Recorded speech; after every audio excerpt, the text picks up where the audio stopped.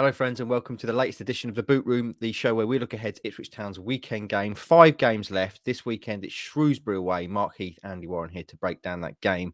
And Andy, unfortunately, with 5 games left, it looks like Town are out of the playoff picture, barring the proverbial miracle. So how are you feeling about going into this one? There's a danger these last 5 games all feel a little bit like dead rubbers, isn't there? So how are you feeling ahead of this one? Yeah, it's tough to know how to feel about these. We've been going into these Ipswich games recently on a roll, feeling like I don't think before the Cambridge game last weekend, McKenna was talking about how they've done well and how they wanted to keep kind of setting up big games for themselves. Unfortunately, that Cambridge result last weekend means that that's not the case now. Yes, it's mathematically possible, but I'm at a place where I won't believe that is mathematically possible until they win the next 4 and go into the final day with it being possible. So Shrewsbury's first up on that. You're right. It's hard to know how it's going to feel, but it's a game for a variety of reasons they want to win. So um, there's still it's still an interesting game, but it still just doesn't have the edge. Doesn't have the edge. Yeah, you never know, but I think we do. And in that case, then, with saying that Town are likely pretty much out of the playoff picture, how do you approach it? We know how Kieran McKenna's going to approach it. He told Stuart yesterday that they're going to try and win every game, put out the strongest side, and finish as strong as they can this season, which of course you'd expect him to say. But in terms of the usual debate around, do you continue to play lone players? Do you start to play some of the homegrown youngsters, or that kind of thing? How would you approach it from that point of view? These last 5. The same as how McKenna sounds like he's going to. I want 5 wins. If I can't have 5 wins, I want 4 wins and a draw. They've built up a really nice head of steam under Kieran McKenna in the first half of 2022, and I want them to keep going.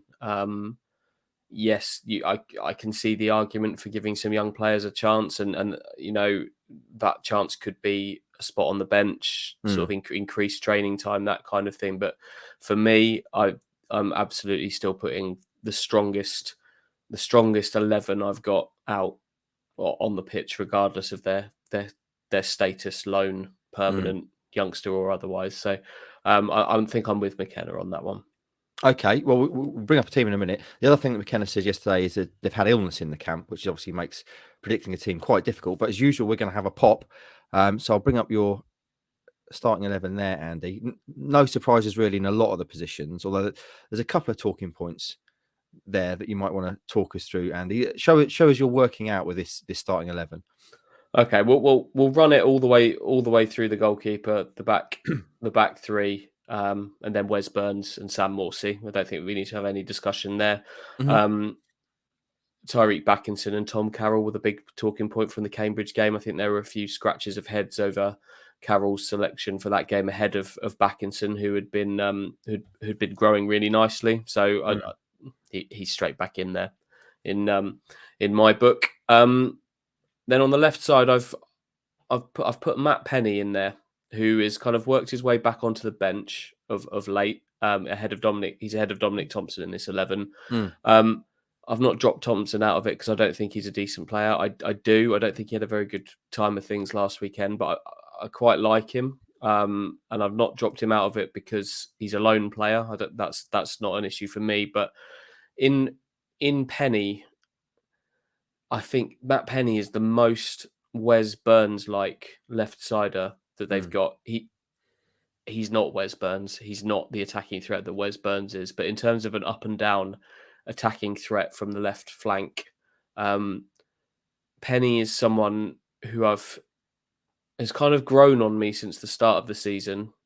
He's had some shockers for Ipswich, notably at Plymouth, but there's some attributes there I'd want to look at. So I've popped him in there. Selina is a stamp on the team sheet for me at the moment. I've gone with Chaplin ahead of Aluko this time. With him, I don't know what the criteria is for McKenna making the choice for those two for that position alongside Selina at the moment. But Chaplin for me, for his energy and busyness, and then I've put Macaulay Bonne in up top. James Norwood's had the last 2 starts.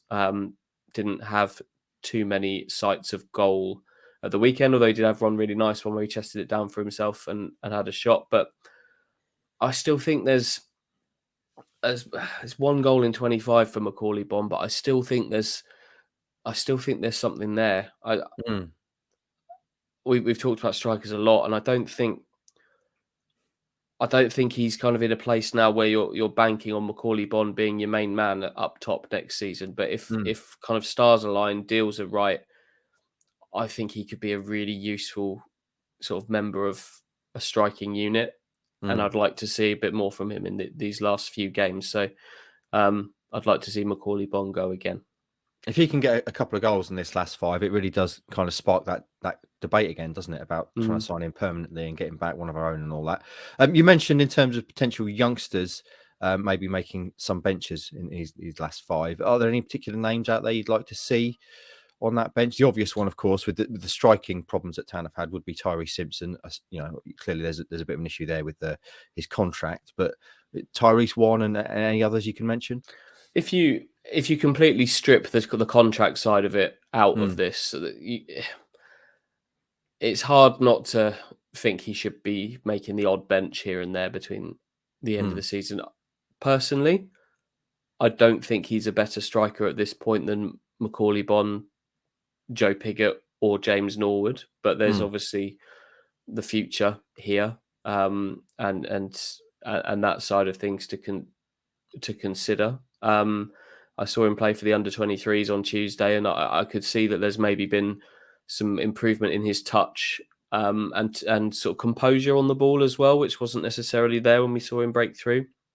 Obviously, he scored goals at Swindon, so there'd be a temptation, but I think the contract thing is obviously an issue, which we don't know the full ins and outs of.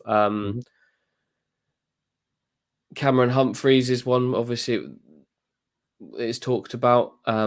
I've liked what I've seen of him. I've liked what I've seen of him playing at kind of a left wing back role, if I'm honest, as much as in midfield. But he's neat and tidy. That you could argue that maybe ahead of Tom Carroll if you've decided Carroll's not going to be around. But then Backinson, I want to keep looking at Backinson because I'm still, if I'm Kieran McKenna, I'm still evaluating whether he's someone I want here next season. And then there's Idris El Mazouni as well. I'm not sure that Humphreys jumping above any of them is going to happen. And then Elkan Bagot's already around the squad. He played in the Wolfenden role. He plays in the Wolfenden central role in the under-23s, but I don't think Luke Wolfenden's going to come out of this team before the end of the season. And Cameron Burgess has had to be so patient for football that you can't suddenly yank him out of the left-sided role, which would be the other one that you'd think Bagot could fill for that. So my opinion on young players is that pre-season is always the best time to do that kind of thing rather than kind of token games at the end of the season. I'd like to see them given a real summer of training with McKenna and then pre-season and see where they go from there rather than now.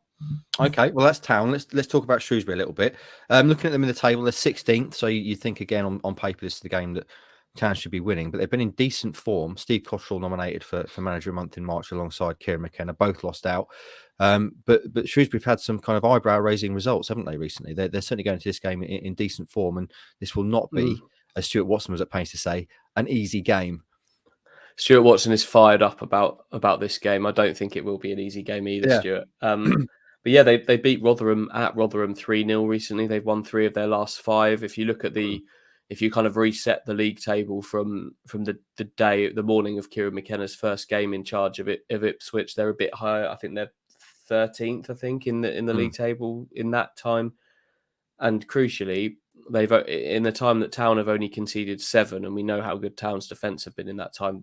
They've only conceded 10, and that's behind only Ipswich and Rotherham over the course of those games. So they're a team on the up. There was some kind of relegation fears at certain points earlier in the season, but they're well clear of that now. And they're not going to give you an easy game. Steve Cottrell's sides don't tend to give you easy games. They're not always kind of swashbuckling football teams, but they don't give you easy games either. So As we saw last weekend, these like a mid-table side doesn't automatically mean 3 points for Ipswich. No. Any names that you're looking out for Shrewsbury? I know they've got the striker Udo. I think he's got 15 goals. So clearly he's going to be dangerous. Any other names to highlight, Andy? His kind of strike partner, really, Ryan Bowman, is one. You'll remember that he was the player that came off the pitch, and Cottrell was talking about his heart going at like 1,000 beats a minute or something after the game at Portman Road earlier in the season. So to see him kind of playing regularly ever since really is really good. I quite like Josh. I've always quite liked Josh Vella in the middle of the midfield, and obviously Matt Pennington's name jumps off the team sheet. A player who was at Ipswich during the relegation season from the Championship and has kind of found himself a permanent home away from Everton, which is what all of those young players eventually have to do generally is find themselves somewhere to put down some roots. He's in his second season there, I think, first full season after a loan. So yeah, he was a player I quite liked. Okay, then prediction time, Andy. You said you want 5 wins to end the season. Are we going to get a town win at Shrewsbury tomorrow? Yes, in short, I think they might win tomorrow. And I'll go for 2. I'll go for 2-1. I think in Sam Morsey, I don't think they haven't got a captain that's going to allow them to slack, and clearly they've got a manager that doesn't want them slacking either. And I think, to be fair, within each of those players, they've really been enjoying their football under this manager, and they're gonna want to respond to last weekend. Morsey to lead from the front, and Town to win 2-1. Yeah, you get the impression with Sam Morsey that the term dead rubber does not exist in Sam Morsey's head.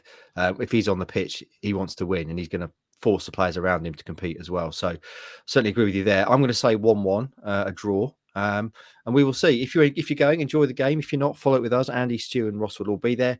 And we'll be back next time to take you through another game on the next edition of The Boot Room.